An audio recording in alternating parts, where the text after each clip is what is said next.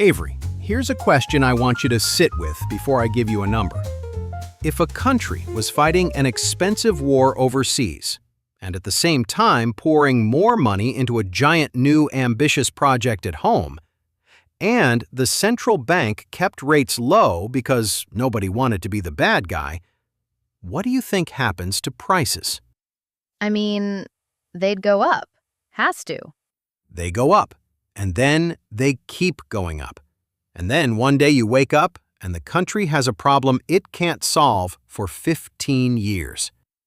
Okay, you've got my attention. What's the number? 3.8%. That's the new inflation number, right? April? April 12th, the CPI report came out. 3.8% annual inflation, the highest reading since May of 2023. And here's the line that stopped me. Mark Zandi, the chief economist at Moody's, called it a miserable number. A miserable number. Coming from a chief economist, that's a pretty dramatic word. It is. And here is what makes it miserable. For the first time in 3 years, American wages just stopped beating inflation. Paychecks grew 3.6%. Prices grew 3.8%. Your raise didn't keep up. For the first time since April of 2023. Okay, so we just spent episode 23 unpacking the Iran war and the gas pump. This feels like the next chapter, the part where the oil shock starts bleeding into everything else. That's exactly what it is. Episode 23 was the shock. This is the spread. And there's a second story underneath the first one that almost nobody is connecting yet.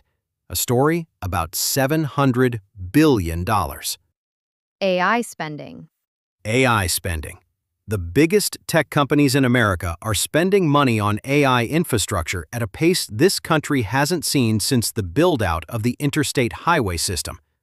And it is showing up in your grocery bill in ways that sound impossible until you trace the wires.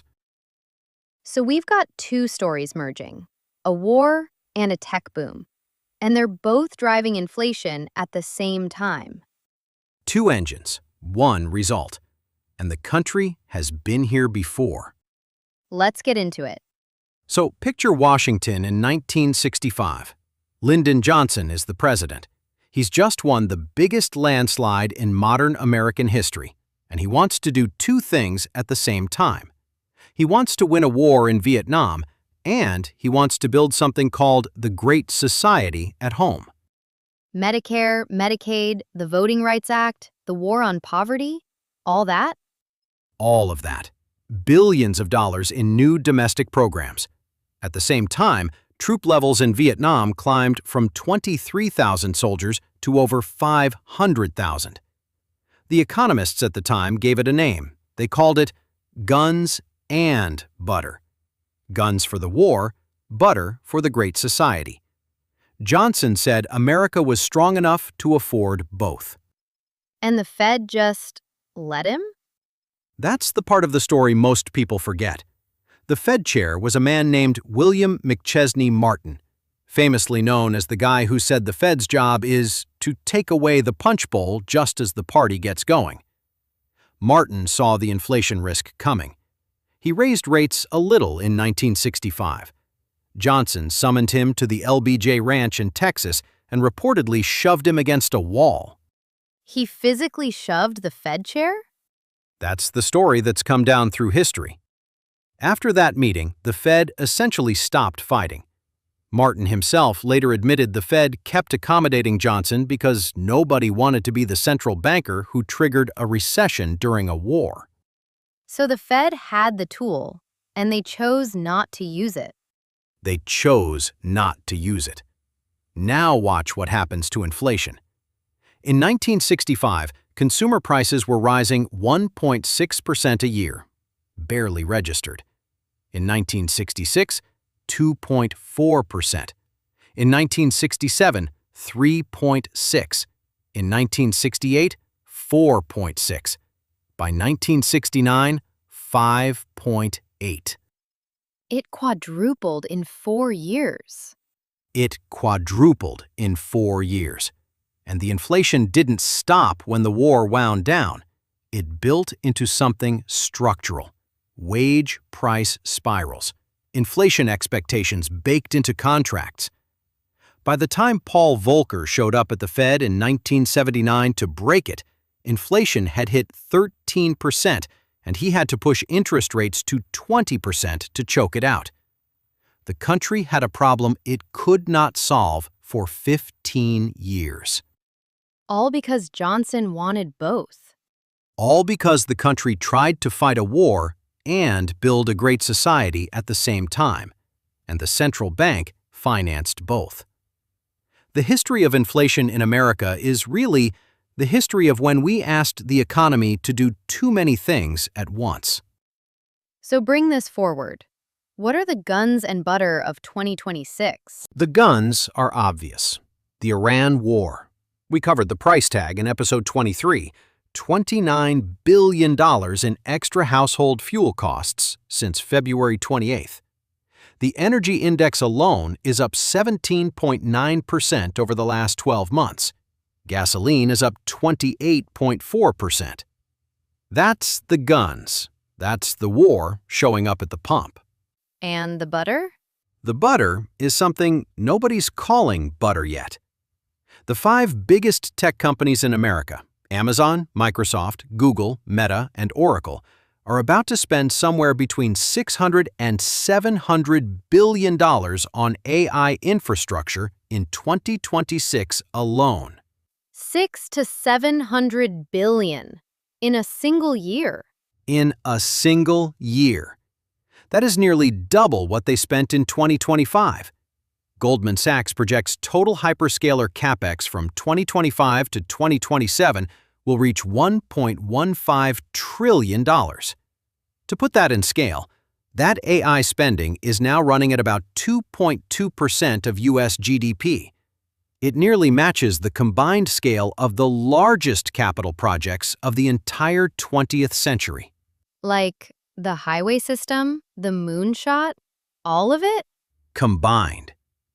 Now, here's the part that ties it to your grocery bill. Microsoft just told investors that $25 billion of their AI capex this year is just component price inflation. $25 billion in one company. Memory chips. The price of one type of memory called DRAM is projected to nearly triple this year. $3.76 a gigabyte in 2025, $9.71 in 2026. How does memory chip prices end up in my grocery bill? Because all those chips have to get made somewhere. The factories use enormous amounts of electricity. The data centers use enormous amounts of electricity. AI training already consumes more power than several small countries. And when electricity demand goes up, electricity prices go up. Electricity prices feed into food production. Food production is half energy by the time it reaches the truck. There's a name for this. Bloomberg started using it last week. They called it Chipflation. Chipflation. Of course there's a word for it. And it's spreading.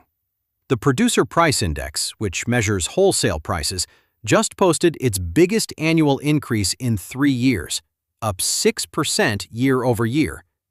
The services component of that index jumped 1.2% in a single month, the biggest monthly gain since March 2022. That is inflation moving up the supply chain, not down. That is the spread episode 23 warned was coming.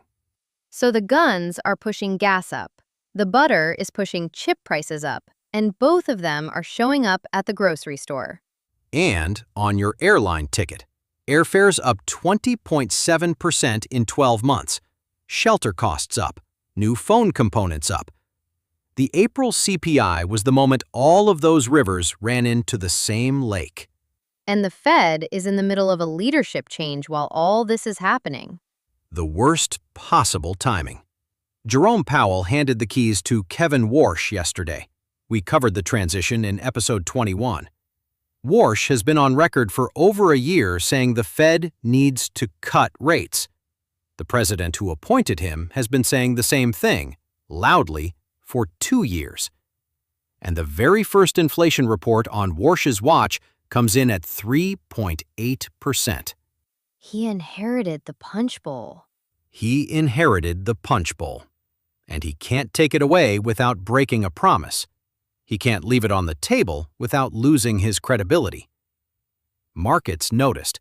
The odds of a Fed rate hike this year, not a cut, a hike, just jumped from basically 0 to about 30%. Some traders are now pricing the possibility of a hike in 2027.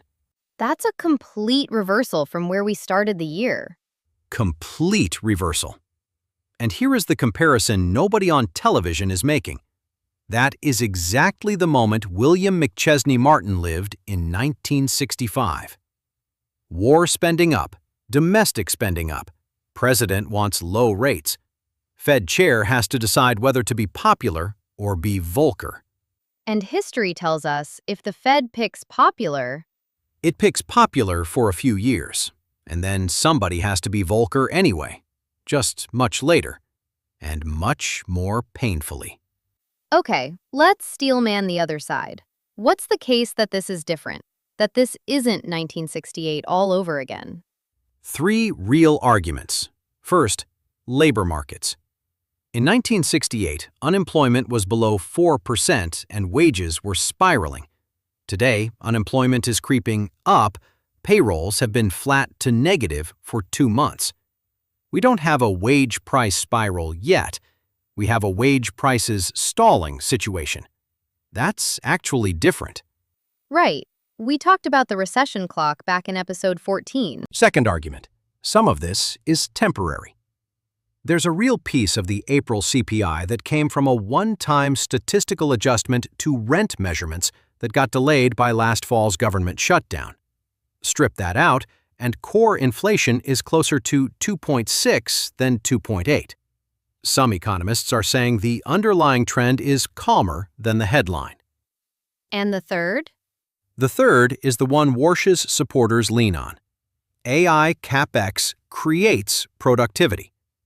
The 1960s guns and butter spending didn't create much of either. Vietnam was a write-off. Many Great Society programs took decades to show economic returns. But $700 billion in AI infrastructure, if it produces what the optimists believe, could expand the economy's productive capacity enough to absorb the spending without lasting inflation. That's the bull case. What's your honest read? My honest read is that the bull case requires the AI productivity miracle to show up in 2 to 3 years. Fast. The dot-com build-out in the late 90s also promised massive productivity. It eventually delivered, but not before the 2000 crash wiped out trillions in capital. Productivity miracles tend to arrive later than the spending. Inflation tends to arrive sooner. So we don't know yet which one wins. We don't know which one wins, but we know how to prepare for either outcome. Which brings us to the wealth moves. Okay, 5 moves. What does the listener do this week? Number 1, reset your inflation assumptions in every financial plan you have. If your retirement projection is using a 2% inflation assumption, you are now projecting on numbers that haven't been true for 4 years. Bump it to 3 to 3.5% and run the math again. Your "I need $1 million to retire" number probably just became 1.2 million. That's not panic, that's accurate planning. Preparing without predicting. How does someone actually do that? Most retirement calculators have an inflation field. Vanguard's, Fidelity's, the free one at NerdWallet. Change the number and look at what year you actually run out of money. If it shortens by 5 years, and for most people it will, that is your signal to either save more or work longer or both. Number 2, refresh the inflation resistance of your portfolio. Tips: Treasury inflation-protected securities exist for exactly this moment. Tickers are SCHP or VTIP or STIP for shorter duration. Real estate exposure through REITs. a small commodity sleeve, and shorter duration bonds, not longer. If you own a long-duration bond fund and we hit even one more inflation surprise, you're going to take real losses. That was episode 7 territory, the all-weather portfolio. This is the moment it shines.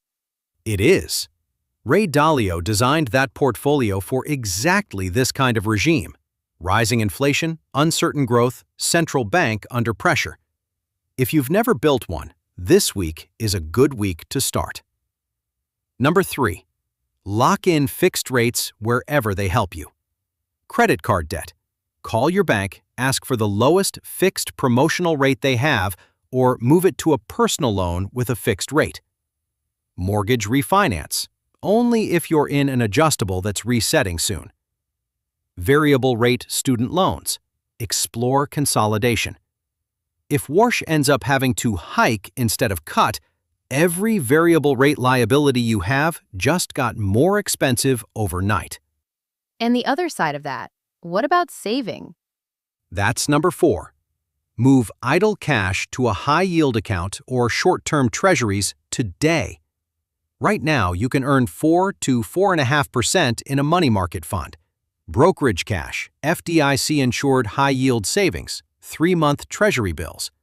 If rates stay high through year-end, which is the new base case, you're earning real money on every dollar that was sitting in a checking account paying you nothing. Most Americans still have over $5,000 sitting in zero-interest accounts. That is leaving roughly $200 a year on the table per $5,000. Move it. And the 5th? Number 5. Audit one fixed monthly expense this week. Just one. Streaming bundles, cell phone plans, subscriptions you forgot you had. The data on this is genuinely shocking. The average American household is now spending $219 a month on subscriptions and recurring services they didn't track. That is the same amount as the Iran war added to your household last year. You can absorb the entire energy shock by canceling 4 things you don't use. That might be the most actionable wealth move we've ever given. It's the one nobody talks about because it's not glamorous. But inflation is 1,000 small leaks. The fastest way to plug it is to find the leaks you already had and seal them before the new ones arrive. Bring it home for us, Grant.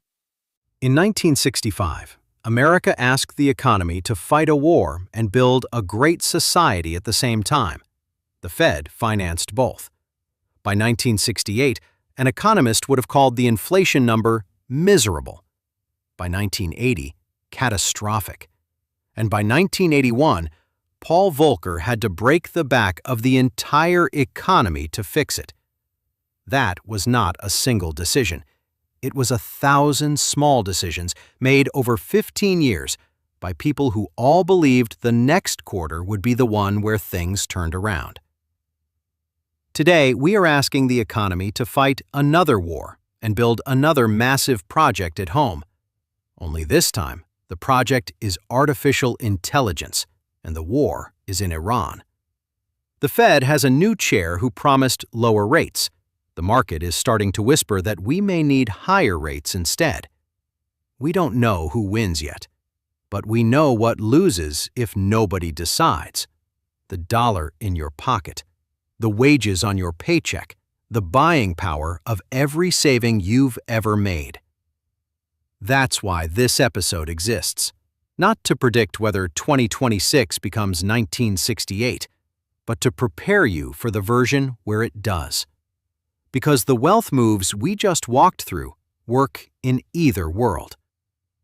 Preparing without predicting. Always. That's Trek for Wealth. Thanks for trekking with us today. If this episode helped a piece of the inflation puzzle click into place, share it with someone in your life who's been feeling squeezed and can't figure out why. Sometimes naming the thing is the first move toward getting out from under it. Plan calmly. Save aggressively. Watch the spread. Keep trekking.